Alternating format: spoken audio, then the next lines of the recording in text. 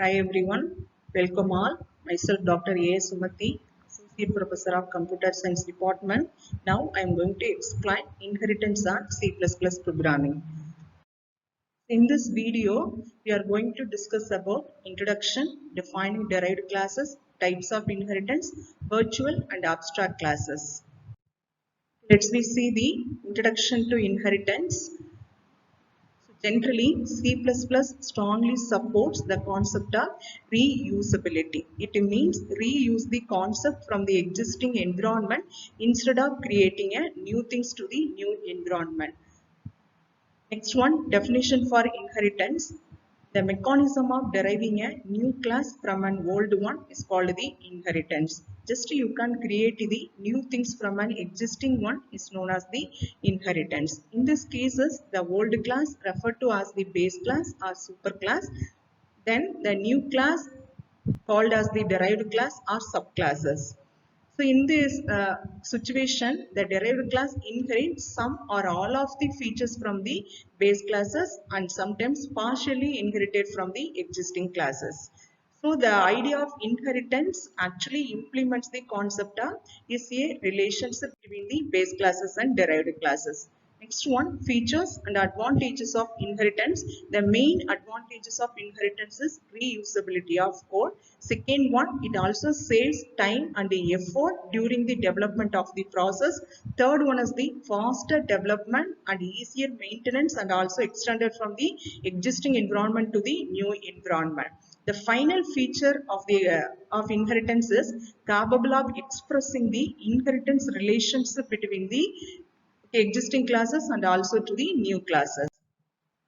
Okay, next one, how to defining the derived classes. So based on the syntax, you can define the definitions for the both base classes and also to the derived classes. The syntax of defining a derived class is as follows. The first one, the users want to define the definitions for the base class. After that, the derived class definitions also inherited from the base class. Here the definition is class, it is a keyword. Next one, name of the base class and opening and also closing braces. Within these braces, the users want to define the definitions for the base class. Second one, derived class name. It is actually inherited from the base class name. So the users want to mention the name of the base class at the end of the derived class declarations. Okay, so here a class can inherit attributes and also behavior of more than one base classes. In that situation, the base class declarations includes the more than one base class name that is also separated by the operator commas. So next we want to see the some of the types of inheritance. In C++, inheritance is classified into following forms. The first one, single inheritance, hierarchical inheritance, multi-level inheritance, multiple inheritance, and hybrid inheritance. Let's we see the first type of inheritance, that is single inheritance. It means that only one class is inherited from a only one base class.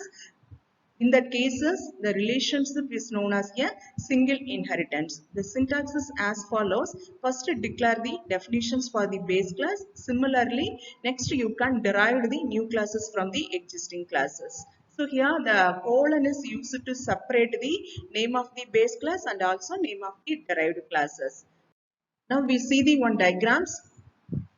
The first one, so here actually the base class name is person and the derived class name is employee. So here the class employee actually inherited from the base class person. So the employee class includes all or some of the features from the existing class, that is the person class, and additionally the employee class includes its own new features. So let's we see some examples of the single inheritance. First, we want to write the definitions for the base class. So here the name of the base class is person. It includes two variables, name and age. Actually name in the data type of array and age also consists of the integer data type. After that, the person class includes two functions, that is get data and put data, for getting the values for the variable name and age and also displaying the values uh, name and age on the screen. So next one, the users want to write the definitions for the derived class, that is employee. Actually, this class is inherited from the base class person. So additionally, it includes the new one variable that is known as the code, and also it consists of the new features, that is it includes two member functions. The first one is the input tab and second one is the output tab. The input tab function actually gets the values from the base class, that is the person. So it can also get the values for name and age. Additionally, it can retrieve the value for the variable code and also display all the set above three variables on the screen. But in the main program, the users want to create the object only for the derived classes, not for the base classes. So using the derived class objects to get the input and output functions in the employee class, it automatically retrieves the base class functions in the derived classes. So next one, it shows the output of the above set examples. The first users want to get the name and age in the base classes. Next, in the derived classes, the users want to enter the values to the variable code. And finally, the users display the above three values on the screen. So this is the examples for the single inheritance. Next, we want to see the hierarchical inheritance.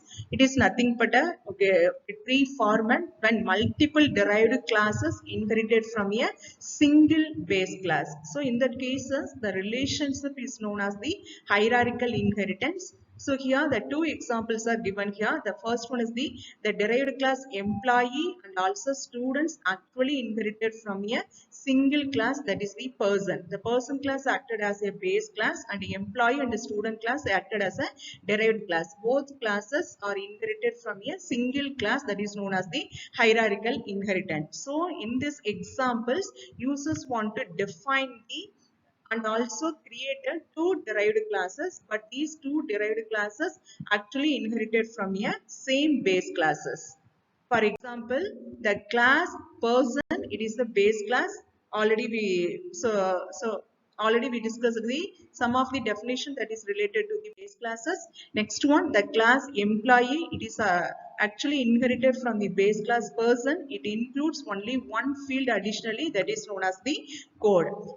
Similarly, the next class, that is student, it is also derived from the same base class person. It includes additionally only one field, that is known as the roll number. At the end of the definition in the main program, we want to create the object for both the derived class, that is the employee and student. So in this example, I have created the B1 object for the derived class employee and the object name C1 for the derived class student.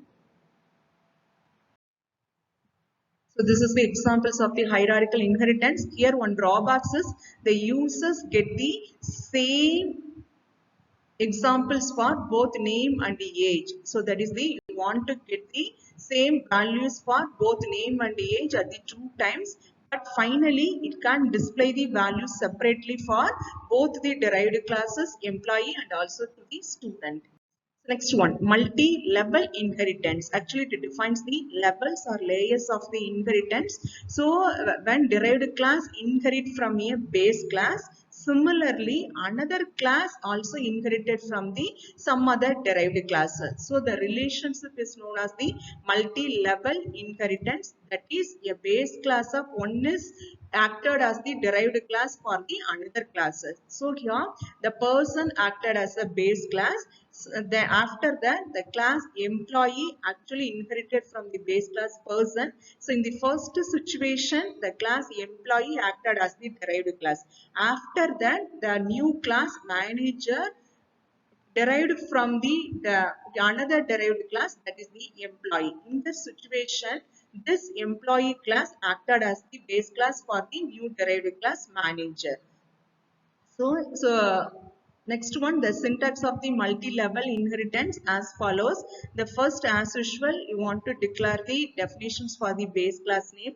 Next, the users want to create the first derived class. It inherited from the actual base class. Okay. Second one, the users want to create the second derived class too.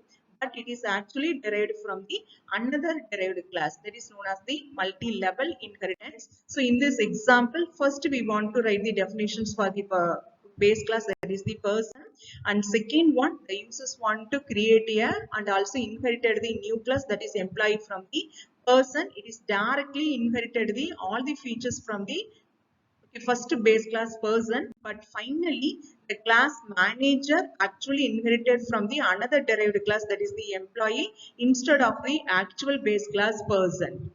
So finally you can create the only one object for the final derived class, that is the manager. So here the name of the object is M. So the users want to invoke the so derived class members using the derived class objects.